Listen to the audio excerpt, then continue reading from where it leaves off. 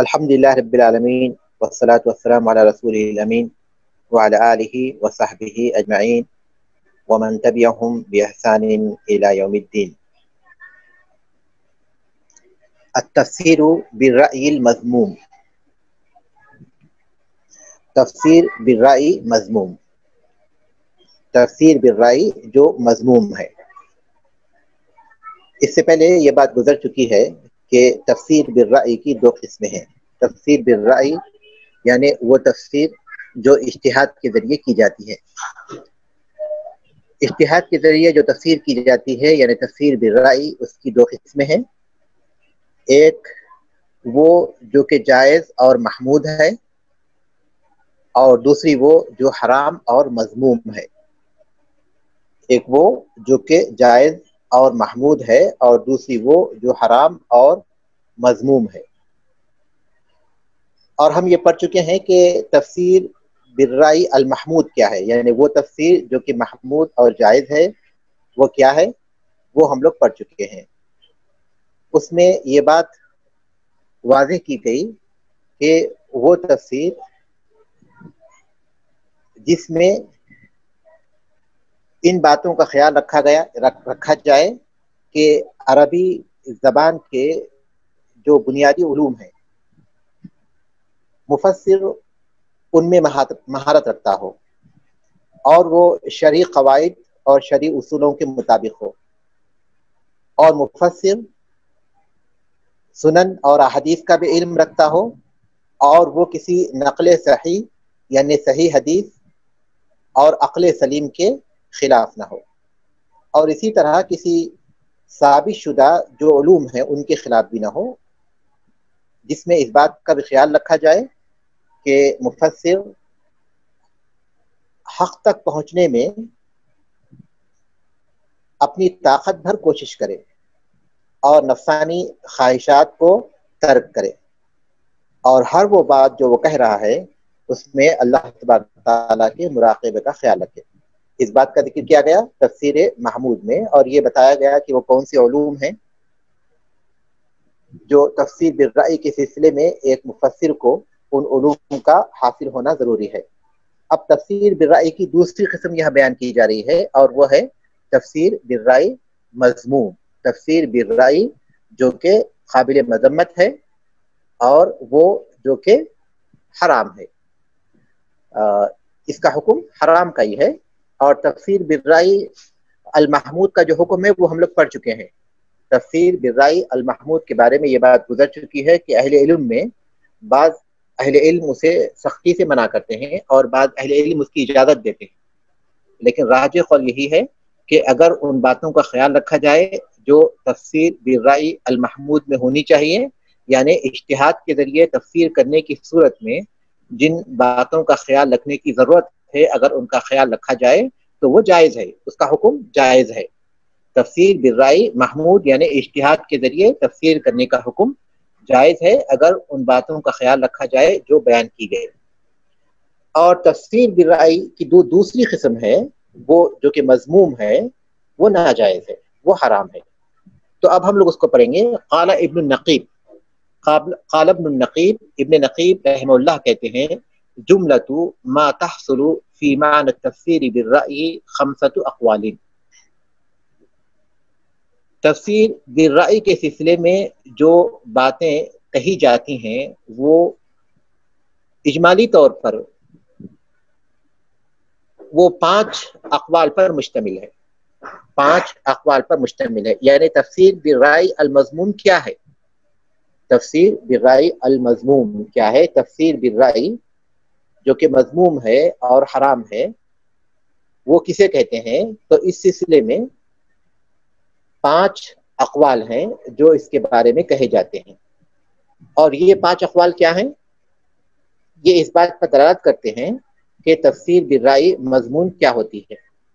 جملۃ ما تحصل فی معنی التفسیر بالرأی، مکمل طور پر یا اجمالی طور پر جو تفسیر بالرأی کے بارے میں بیان کیا جاتا ہے، خمسۃ اقوال، وہ 5 اقوال ہیں۔ الاول التفسیر من غیر حصول العلوم التي يجوز معه التفسیر. التفسیر من غیر حصول العلوم، تفسیر کرنا ان علوم کے حاصل کیے بغیر، التي يجوز معها التفسیر، جن کے حصول کی صورت میں تفسیر کرنا جائز ہے. تفسیر کرنے کے لیے جن علوم کا حصول ضروری ہے، ان کا حصول کے بغیر تفسیر کرنا. یہ پہلا قول ہے تفسیر بالرأی کے سلسلے میں. اس سے بات معلوم ہوتی ہے کہ ایک مفسر کو ان علوم پر جس میں عربی زبان بھی ہے، نحو بھی ہے، صرف بھی ہے، علم بلاغت بھی ہے، ناسخ و منسوخ کا علم بھی ہے، فقہ کا علم بھی ہے، اور اصولوں کا علم بھی ہے، وغیرہ وغیرہ. ان علوم پر عبور حاصل کے بغیر اگر کوئی شخص تفسیر کرتا ہے تو اس کا مطلب یہ کہ وہ تفسیر بالرأی مضمون کی تعریف میں آئے گا. تو ہم کسی کی تفسیر پڑھتے ہیں تو پہلے اس شخصیت کے بارے میں ہمیں یہ معلوم کرنا ضروری ہے کہ عربی زبان پر ان کا عبور کس قدر ہے، اور صرف عربی زبان پر نہیں بلکہ جو علوم اوپر گزر چکے ہیں ان تمام پر کیا انہیں عبور حاصل ہے، یہ دیکھنا ضروری ہے. اگر ہم یہ نہیں دیکھیں گے تو اس کا مطلب یہ کہ ہم ایک ایسے شخص کی تفسیر پڑھ رہے ہیں جن کی تفسیر پر اہل علم نے مذموم کا حکم لگایا ہے. الثانی تفسیر المتشابہ الذی لا یعلمہ الا اللہ. دوسرا قول ہے متشابہ کی تفسیر کرنا، متشابہات کی تفسیر کرنا جس کا علم اللہ کے سوا کسی کو نہیں ہے. متشابہات کی تفسیر کرنا یہ تفسیر بالرأی مذموم ہے. یہ ایسے اجتہاد، تفسیر کے سلسلے میں ایک ایسا اجتہاد ہے جو قابل مذمت ہے. متشابہات کیا ہے؟ بہت سی چیزیں ہیں، وہ چیزیں جن کا تعلق غیب سے ہے، جن کا علم اللہ کے سوا کسی کو نہیں ہوتا، جیسے اللہ تعالیٰ کی ذات ہے اور اللہ تبارک و تعالیٰ کی صفات کی حقیقت ہے، ان کی تفسیر کرنا. مثال کے طور پر اللہ تبارک و تعالیٰ کو وجہ ہے، چہرہ، اور اسی طرح اللہ تبارک و تعالیٰ کو ہاتھ ہے. اللہ تعالیٰ نے فرمایا کل من علیہا فان ویبقى وجہ ربک ذو الجلال والاکرام. یہاں اللہ تبارک و تعالیٰ نے اپنی ذات مبارکہ کو وجہ یعنی چہرے سے متصف فرمایا، اور اسی طرح اللہ تعالیٰ نے فرمایا بل یداہ مبسوطتان، اللہ تعالیٰ کے دونوں ہاتھ پھیلے ہوئے ہیں. یہاں اللہ تعالیٰ نے اپنی ذات مبارکہ کو دو ہاتھوں سے متصف فرمایا. تو اس حیثیت سے کہ ان کا معنی وجہ کا معنی چہرہ ہے، یدا کے معنی جو ہے ہاتھ کے ہیں، یہ تو واضح ہے. لیکن یہ ہاتھ کیسے ہیں، یہ چہرہ کیسا ہے، یہ ان متشابہات میں سے ہے جس کی ہم تفسیر نہیں کر سکتے، کیونکہ اللہ تعالیٰ نے فرمایا لیس کمثلہ شیء، اللہ تعالیٰ کے مانند کوئی چیز نہیں ہے. یہ بات یاد رکھیے کہ اللہ تبارک و تعالیٰ کی صفات کے معنی تو معلوم ہے، معنوں کی تعویل کرنا یہ اہل سنت کا مسلک نہیں ہے. جیسے بل یداہ مبسوطتان کی اگر تفسیر یہ کریں گے کہ اللہ تبارک و تعالیٰ کا جو انعام ہے وہ وسیع ہے، وہ پھیلا ہوا ہے، تو یہ غلط ہے، کیونکہ عربی زبان میں ید کے جو معنی آتے ہیں وہ ہاتھ کے ہیں. تو اس کے معنی تو ہم کو معلوم ہے، لیکن اس کی جو حقیقت ہے کہ وہ کیسے ہوتے ہیں یہ معلوم نہیں، تو ان کی ہم تفسیر نہیں کریں گے. مشابہہ کیا کہتے ہیں؟ جو کہ تشبیہ دیتے ہیں اللہ تبارک تعالیٰ کو، وہ کہتے ہیں کہ اللہ تعالیٰ ایسے اور ایسے ہوتے ہیں. تفسیر بالرأی مضموم ہے کہ اللہ تبارک تعالیٰ کی جائے، معنی نہیں. معنی بتانا تو یہ اہل سنت کے پاس ثابت ہے، لیکن اس کی شکل اور صورت بتائی جائے تو یہ تفسیر بالرأی مضموم ہے. اسی طرح جنت اور دوزخ کی وہ باتیں یا فرشتوں کے بارے میں وہ باتیں جو کتاب و سنت میں ہمیں بتائی گئی ہیں، ان کے علاوہ اور بھی باتیں گمان کے ذریعے بیان کرنا، اندازوں کے ذریعے بیان کرنا، یہ تفسیر بالرأی مذموم ہے، کیونکہ غیب کے علوم میں ہم صرف اتنی ہی باتیں جانتے ہیں جو ہمیں بتائی گئی ہیں۔ تو دوسرا قول جو تفسیر بالرأی المذموم کے بارے میں ہے وہ یہ کہ متشابہات کی تفسیر بیان کرنا جن کو اللہ تعالیٰ کے سوا کوئی نہیں جانتا۔ الثالث التفسير المقرر للمذهب الفاسد بأن يجعل المذهب أصلا والتفسير تابعا فيرد إليه بأي طريق أمكن وإن كان ضعيفا۔ التفسير المقرر للمذهب الفاسد، وہ تفسیر جو فاسد مذہب یا فاسد قول کو ثابت کرنے کے لیے کرنا، وہ تفسیر جو فاسد قول کو ثابت کرنے کے لیے کرنا اس طرح کہ وہ اپنے مسلک کو اصل بنائے، اپنے مسلک کو بنیاد بنائے اور تفسیر کو اس کے تابع کرے، اور وہ جس طرح ممکن ہو توڑ مڑوڑ کر اس کی طرف اس کو جو ہے پھیرے، یعنی اللہ تبارک و تعالیٰ کی اس آیات کو جس طرح ممکن ہو پھیر دے، اگرچہ کہ وہ ضعیف ہی کیوں نہ ہو، اگرچہ کہ اس کا وہ قول ضعیف ہی کیوں نہ ہو، اس کا قول ضعیف ہے، فاسد ہے، لیکن اس کے باوجود بھی وہ کیا کرتا ہے، اپنے مسلک کی جو بات ہے اس کو ثابت کرنے کے لیے قرآن کی آیات کو توڑ مڑوڑ کر اپنے مسلک کے مطابق بنانے کی کوشش کرتا ہے۔ قرآن مجید ہم پڑھتے ہیں تو شروع ہی میں اللہ تبارک و تعالیٰ فرماتے ہیں کہ یضل بہ کثیرا ویہدی بہ کثیرا، اس کتاب کے ذریعے اللہ تعالیٰ بہتوں کو ہدایت دیتے ہیں اور بہتوں کو گمراہ کرتے ہیں۔ ایک انسان کو تعجب ہوتا ہے کہ یہ کتاب تو ہدایت والی ہے، ہدی للناس، لوگوں کے لیے ہدایت ہے، ہدی للمتقین، متقیوں کے لیے ہدایت ہے کیونکہ متقی اس سے فائدہ اٹھاتے ہیں، تو یہ کتاب تو سارے عالم کے لیے ہدایت دینے والی ہے، پھر یہ کیسے اللہ تبارک تعالیٰ نے کہا کہ بہتوں کو اللہ تعالیٰ اس سے گمراہ بھی کرتے ہیں اور بہتوں کو اللہ تبارک تعالیٰ اس کے ذریعے ہدایت بھی دیتے ہیں؟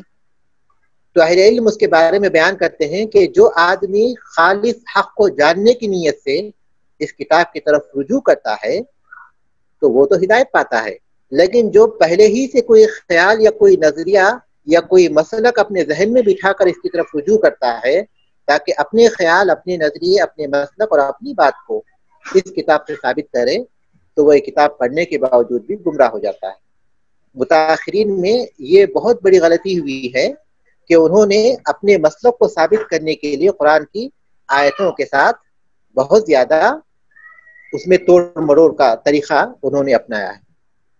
تو یہ تفسیر بالرأی المذموم ہے، تفسیر بالرأی مذموم ہے کہ آدمی حق کے مطابق تفسیر کرنے کے بجائے اپنے مسلک کو بنیاد بنائے۔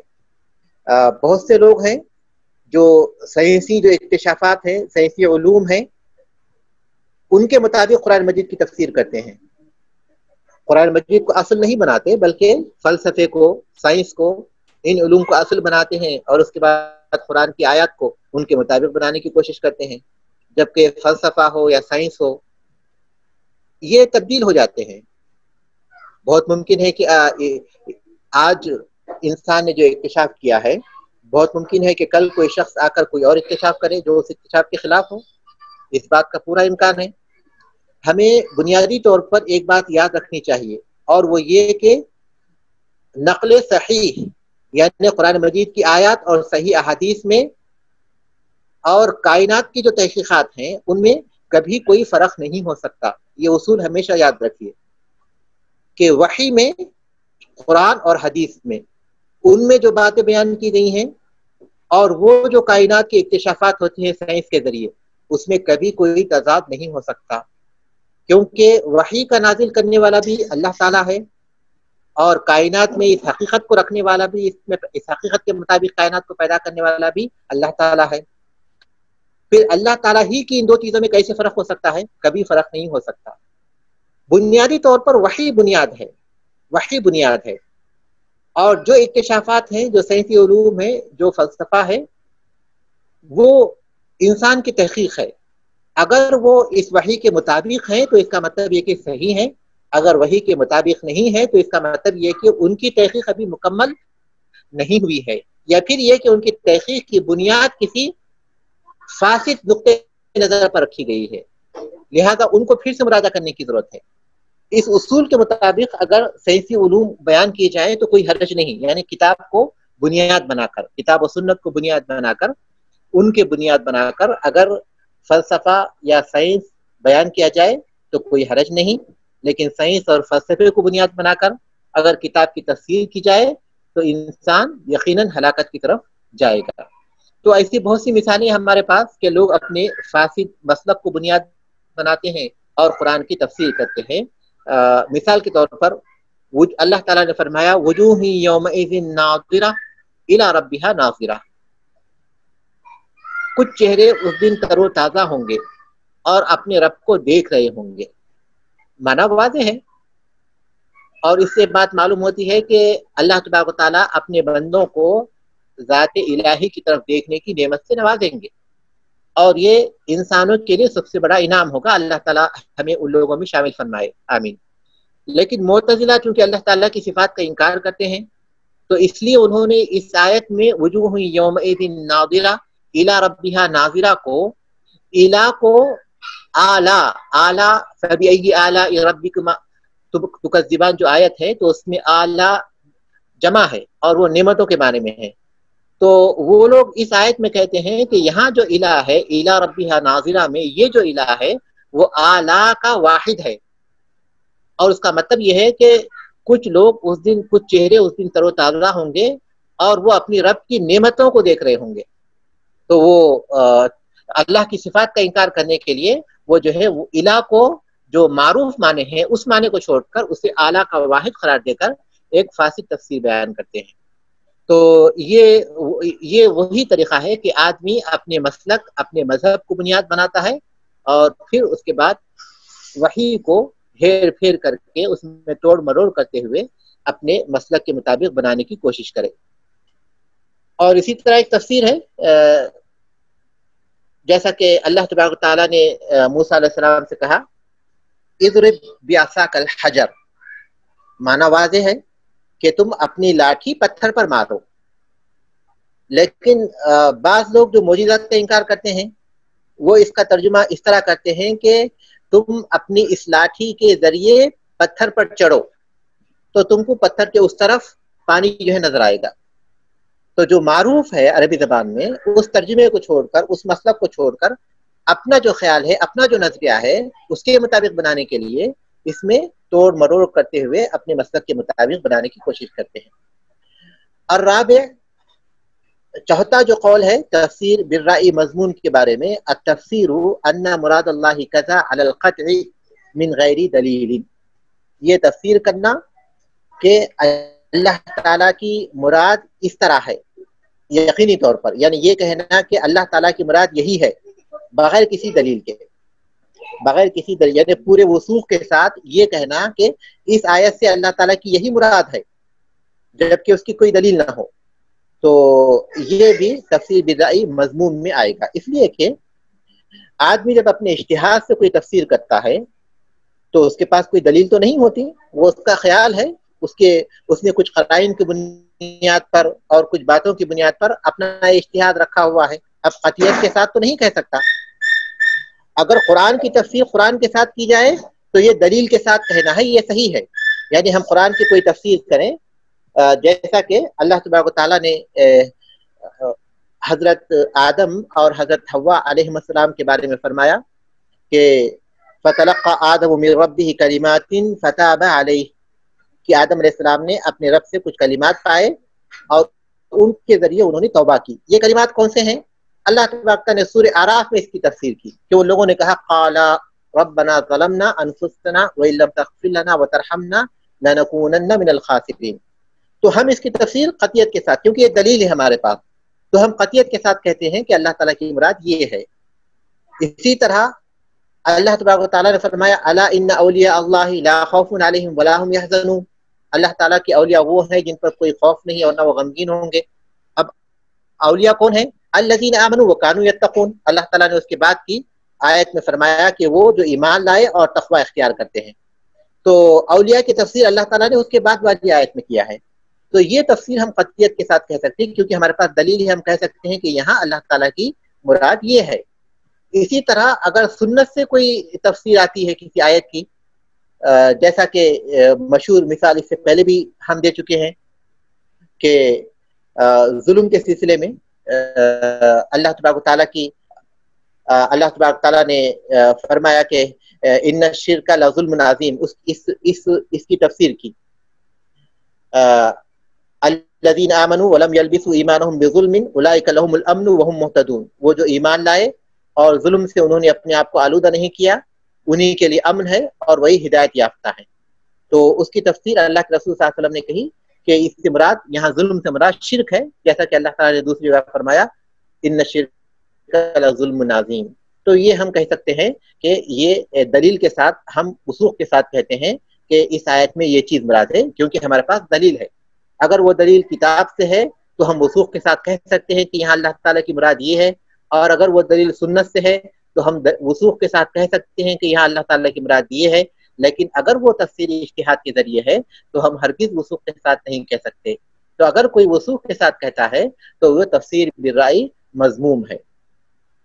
اور پانچواں قول ہے التفسیر بالاستحسان والہوا، استحسانی والہوا، یعنی کسی بھی چیز کو اپنے طور پر اچھا بتاتے ہوئے، یہ چیز اچھی ہے اس لیے اس کی تفسیر یہی ہونی چاہیے کیونکہ یہ اچھا ہے، یا پھر اپنی خواہشات کے مطابق یا کسی چیز کو اپنے طور پر اچھا سمجھتے ہوئے تفسیر کرنا، یہ تفسیر بالرأی مضمون میں آتا ہے۔ اب یہ خواہشات کے مطابق تفسیر کرنے کا اطلاق اپنے جو نظریے ہیں اس کے مطابق کرنے پر بھی ہوتا ہے، اپنا جو خیال ہے یا اپنا جو مسلک ہے اس کے مطابق تفسیر کرنے پر بھی ہوتا ہے، یا پھر اپنی کوئی بات ثابت کرنے کے لیے، جیسے کہ بعض لوگ قرآنی آیات کو مغربی تہذیب کے مطابق یا سائنس کے مطابق ثابت کرنے کے لیے اپنے طور پر تعویلات کرتے ہیں، تو اس پر بھی اس کا اطلاق ہوتا ہے کہ نفسانی خواہشات کے مطابق تفسیر کرنا ہے۔ تو یہ 5 اقوال ہیں، ان کی روشنی میں ہم سمجھ سکتے ہیں کہ ان میں سے کوئی بھی بات اگر ہو جاتی ہے، اگر کوئی بھی بات اس کے مطابق ہوتی ہے تو وہ تفسیر بالرأی مذموم ہے، جس کی مذمت کی گئی ہے۔ اب آئیے آگے کی طرف، المصنفون الذین الفوا فی التفسیر بالرأی، مصنفین جنہوں نے تفسیر بالرأی میں کتابیں لکھی ہیں، اور یہاں تفسیر بالرأی سے مراد یہاں محمود ہے، یعنی وہ تفسیر ہے جو اصولوں کے مطابق ہے، اس میں کتابیں علماء نے بہت سی لکھی ہیں، یہاں انہوں نے 3 مثالیں دی ہیں۔ تو وہ اہل علم جنہوں نے اجتہاد کے ذریعے تفسیر کی، ان کا یہاں ذکر کر رہے ہیں۔ لکھا ہے الف فی التفسیر بالرأی عدد من العلماء منہم، تفسیر بالرأی کے سلسلے میں بعض علماء نے تفسیر لکھی ہے، تفسیر بالرأی کے مطابق، یعنی اجتہاد کے ذریعے بعض علماء نے تفسیر تالیف کی ہے، ان میں سے چند یہ ہیں۔ بعض اہل علم نے اجتہاد کے مطابق تفسیر کی ہے، ان میں سے چند یہ ہیں۔ نمبر 1 ہے اسیر الدین ابو عبداللہ محمد ابن یوسف، ابو عبداللہ ان کی کنیت ہے، اسیر الدین ابو عبداللہ محمد ابن یوسف ابن علی ابن یوسف ابن حیان الاندلسی الغرناطی الشہیر بأبی حیان، ابو حیان کے نام سے معروف ہیں، اور یہ ان کا نام ہے جو ابھی میں نے پڑھا، اسیر الدین ابو عبداللہ محمد ابن یوسف ابن علی ابن یوسف ابن حیان، اندلس کے ہیں اس لیے الاندلسی الغرناطی، اندلس میں غرناطہ سے تعلق رکھتے ہیں، اور وہ ابو حیان کے نام سے معروف ہیں، ابو حیان کے نام سے یہ معروف ہیں رحمہ اللہ۔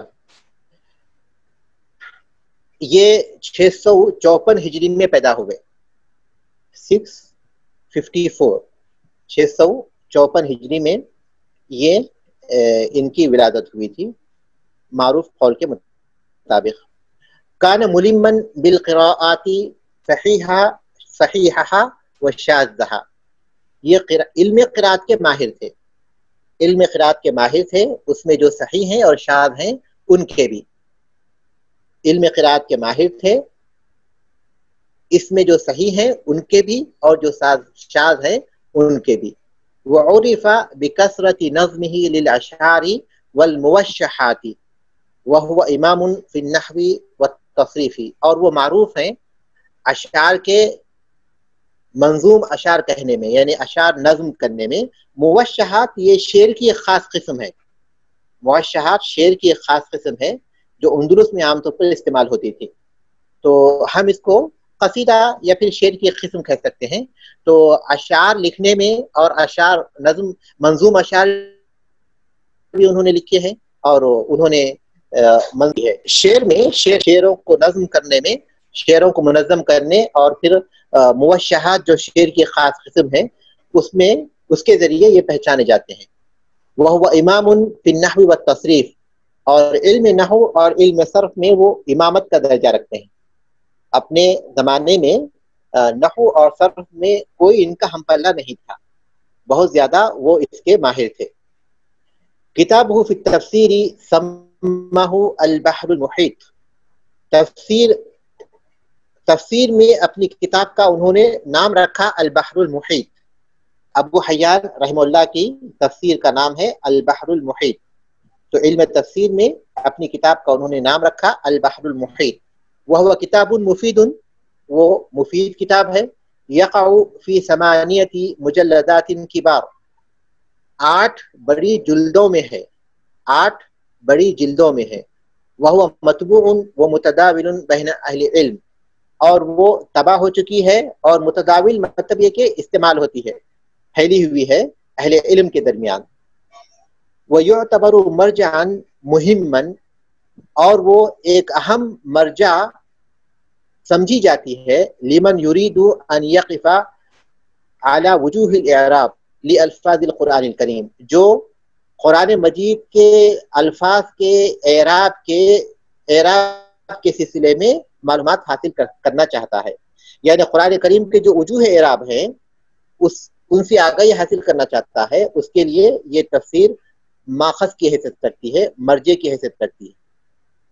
پھر ایک بار دیکھ لیجئے وہ یعتبر مرجعا مہما یہ ایک اہم مرجع کی حیثیت رکھتی ہے لمن یرید ان یقف علی وجوہ الاعراب لالفاظ القرآن الکریم جو قرآن کریم کے الفاظ کے وجوہ اعراب سے واقف ہونا چاہتا ہے اس کے لیے یہ ایک معیار کی حیثیت رکھتی ہے.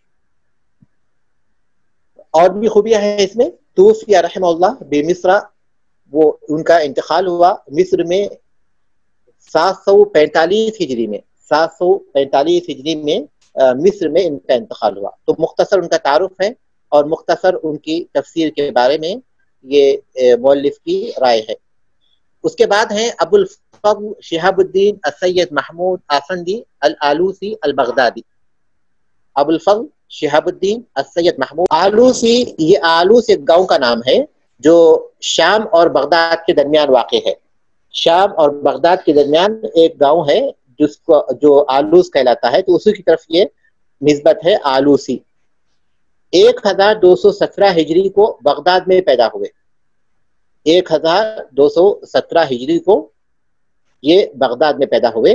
یہ سلفی العقیدہ تھے اور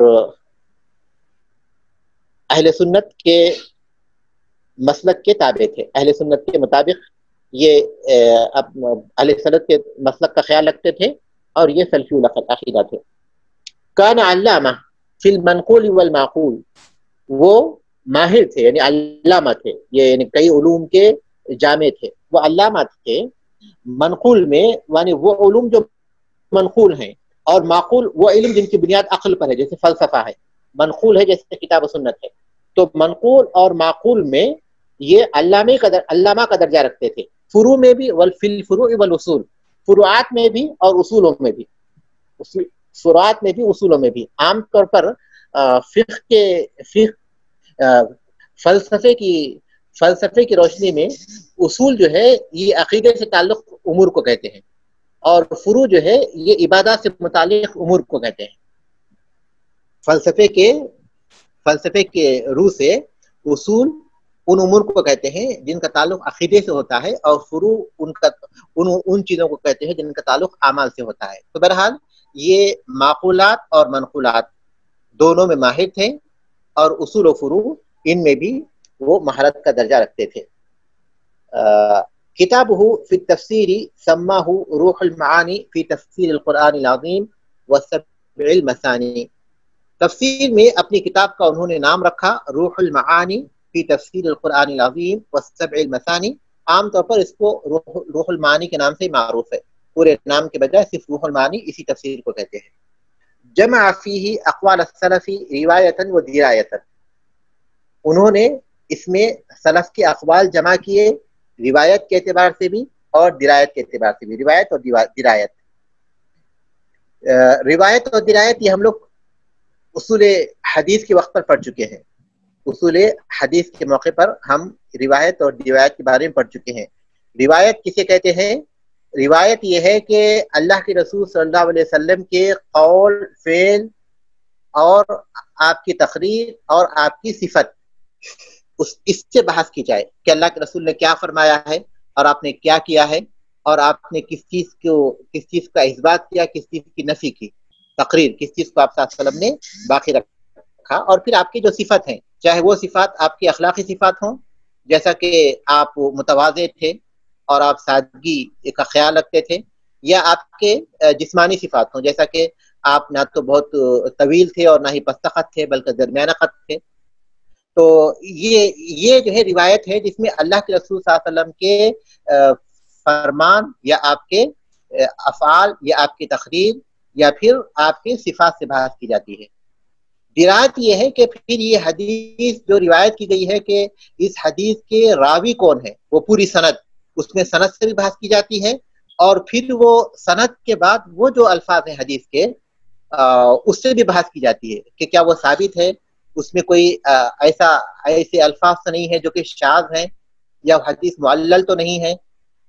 پوری طرح اس سے بحث کی جاتی ہے. یعنی درایت کا تعلق جو ہے حدیث کی سند سے بھی ہوتا ہے اور پھر حدیث کے متن سے بھی ہوتا ہے، ان دونوں سے ہوتا ہے. جبکہ روایت کا تعلق صرف اللہ کے رسول صلی اللہ علیہ وسلم کے اقوال، افعال اور آپ کے صفات اور آپ کی تقریر سے ہوتا ہے.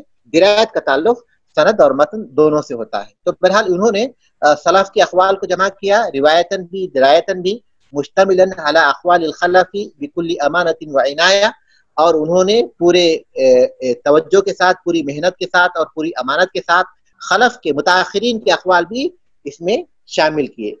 یعنی سلف کے اقوال بھی اور خلف کے اقوال بھی، اور پوری امانت داری کے ساتھ اس میں انہوں نے کام کیا، پوری محنت کے ساتھ اس میں شامل کیا. جمع فیہ مسائل کونیہ و نحویہ و فقہیہ وغیر ذالک، اپنی تفسیر میں انہوں نے جمع کیا عقیدے سے متعلق مسائل بھی، نحو سے متعلق مسائل بھی، اور فقہ سے متعلق مسائل بھی، اور دیگر مسائل بھی، دیگر مسائل بھی انہوں نے اپنی اس تفسیر میں جمع کیے. یہ اپنے عہد میں علماء عراق کے سرخیز سمجھے جاتے تھے، اور یہ محدث بھی تھے، اور مفسر جو تھے وہ ان کی تفسیر سے معلوم ہوتا ہے. اور اس کے بعد ہے توفی رحمہ اللہ فی یوم الجمعۃ الخامس والعشرین من ذی القعدہ، آلوسی رحمہ اللہ کا انتقال جمعہ کے دن 25 ذی القعدہ کو سنۃ 70 و 200 بعد الالف من الحجرہ، یعنی 1070 و 200، یعنی 1000 اس کے بعد 270 ہے، جبکہ 217 ہونا چاہیے. 1217 ہجری میں ان کا انتقال ہوا. 70 و 200 اس میں لکھ کر ہے، جبکہ ان کی جو پیدائش ہوئی 1217 میں پیدائش ہوئی. صحیح ہے، پیدائش 1217 میں ہوئی اور ان کی وفات 1270 میں ہوئی. صحیح ہے، بالکل صحیح ہے. تو کہتے ہیں کہ توفی رحمہ اللہ فی یوم الجمعۃ الخامس والعشرین 25 من ذی القعدہ، 25 ذی القعدہ کو جمعہ کے دن کا انتقال ہوا سنۃ 70 و 200 بعد الالف من الحجرہ، 1270 ہجری میں. اس کے بعد ہے ابو سعود محمد ابن مصطفیٰ العمادی الحنفی.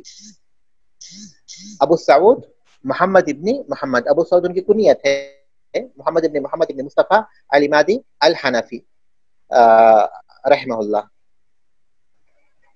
ابو سعود رحمہ اللہ یہ 893 یعنی 893 ہجری میں قسطنطنیہ کے قریب ایک گاؤں میں پیدا ہوئے. 893 ہجری میں قسطنطنیہ کے قریب ایک گاؤں میں یہ پیدا ہوئے تھے ابو سعود رحمہ اللہ. الف فی التفسیر کتابا، تفسیر میں انہوں نے ایک کتاب تالیف کی، سماہ ارشاد العقل السلیم الی مزایا الکتاب الکریم. ارشاد العقل السلیم، عقل سلیم کی رہنمائی، الی مزایا الکتاب الکریم، کتاب کریم کی خصوصیات کی طرف، کتاب کریم کی خصوصیات کی جانب عقل سلیم کی رہنمائی. ارشاد العقل السلیم الی مزایا الکتاب الکریم، اس نام سے انہوں نے اپنی تفسیر کی کتاب تالیف کی. وہ مطبوع، اور یہ کتاب طبع ہو چکی ہے. غیر انہ اعتمد علی تفسیر الکشاف والبیضاوی، لیکن انہوں نے اپنی تفسیر میں تفسیر کشاف اور تفسیر بیضاوی، کشاف اور تفسیر بیضاوی، اس پر انہوں نے زیادہ اعتماد کیا ہے. اور یہ دونوں تفسیر میں تفسیر کشاف اور تفسیر بیضاوی کی جو تفسیر ہے وہ انوار التنزیل کہلاتی ہے. بیضاوی کی جو تفسیر ہے وہ انوار التنزیل کہلاتی ہے. یہ تفسیر حقیقت میں اعتزالی عقائد اس میں پائے جاتے ہیں، کیونکہ وہ معتزلہ تھے، تو معتزلہ کی تائید کرتے تھے. تو انہوں نے بھی ابو سعود رحمہ اللہ نے اپنی تفسیر میں بہت زیادہ اعتماد کیا ہے، بہت سی باتیں ان کے بیان کی ہیں. وغیرہما، اور ان کے علاوہ دوسروں کی باتیں، ممن تقدمہ، جو ان سے پہلے گزرے تھے.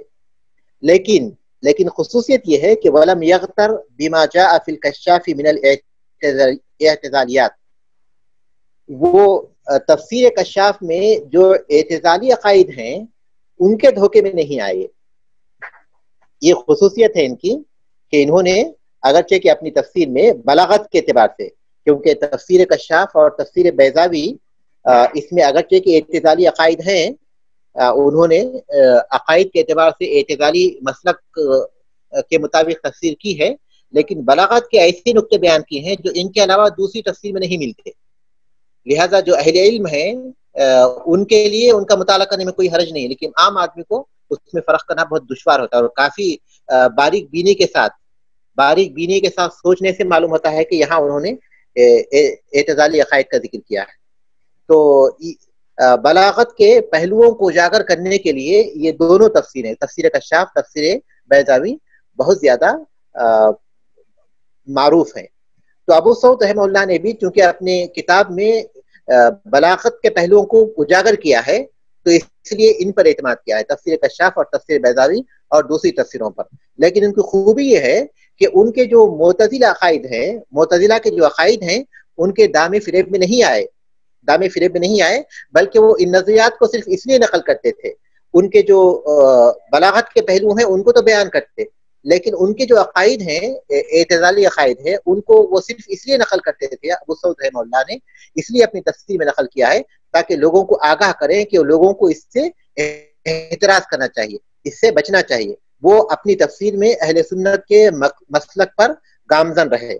ابو سعود رحمہ اللہ اپنی تفسیر میں اہل سنت کے مسلک پر گامزن رہے، اور جہاں انہوں نے کوئی بات نقل بھی کی ہے اعتزالی عقائد سے متعلق، تو محض اس لیے نقل کی کہ لوگوں کو وہ آگاہ کرنا چاہتے تھے کہ یہ عقائد ایسے ہیں، ان سے دور رہنا چاہیے. تو وہی کہتے ہیں وَلَمْ يَغْتَرَّ بِمَا جَاءَ فِي الْكَشَّافِ مِنَ الْاعْتِزَالِيَّاتِ، جو معتزلہ کے جو عقائد ہیں، جو کشاف میں اعتزالی عقائد ہیں، ان کے دام فریب میں وہ نہیں آئے. وَلَمْ انہوں نے ان کا ذکر نہیں کیا مگر ان سے چوکنا کرنے کے لیے، ان سے متنبع کرنے کے لیے، ان سے بچنے کے لیے، آگاہ کرنے کے لیے. البتہ جو چیز ان کے اندر رہ گئی وہ یہ کہ وَذَكَرَ فِي آخِرِ كُلِّ سُورَةٍ حَدِيثًا فِي فَضْلِهَا وَفِي ثُبُوتِ أَكْثَرِهَا نَظَرٌ. انہوں نے ہر صورت میں اس کی فضیلت میں جو احادیث بیان کی ہیں ان میں اکثر ایسی ہیں کہ ان کے ثابت ان کا ثبوت محل نظر ہے، یعنی ان کا ثابت ہونا محل نظر ہے. وہ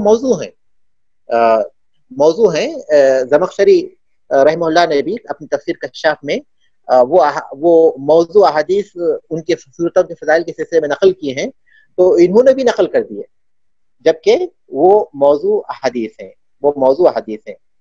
तो ज़मख़शरी ने कुरान सूरतों के फजाइल के सिलसिले में जो अहादीस मौजू नकल किए, तो अबू सऊद रहमहुल्लाह ने भी उनको उसी तरह नकल कर दिया। इस बात को छोड़कर ये तफसीर बहुत ही अजीम तफसीर है और ये बहुत मुफीद है, और बलागत के जो नुकात बयान किए गए हैं बहुत ही अजीम है, और उन्होंने अहले सुन्नत वल जमात के मसलक को साबित करने के लिए भी उन्होंने एतज़ाली अक़ाइद को नकल करते हुए उनकी तरदीद की है, और अहले सुन्नत के जो अक़ाइद हैं उन्होंने उसे साबित किया है। तूफ़िया रहमहुल्लाह, अबू सऊद रहमहुल्लाह का इंतकाल हुआ 982 हिजरी में, 982 हिजरी में उनका इंतकाल हुआ अबू सऊद रहमहुल्लाह का। तो यहाँ हम रुकते हैं। अब इसके बाद जो हिस्सा है वो अगले जुमा पढ़ेंगे इंशाल्लाह, और बाकी इसके जो सवाल जवाब हैं उसके माने भी हम लोग इंशाल्लाह अगले जुमा कर लेंगे। तो यहाँ हम लोग तफसीर के क्लास को ख़त्म करते हैं।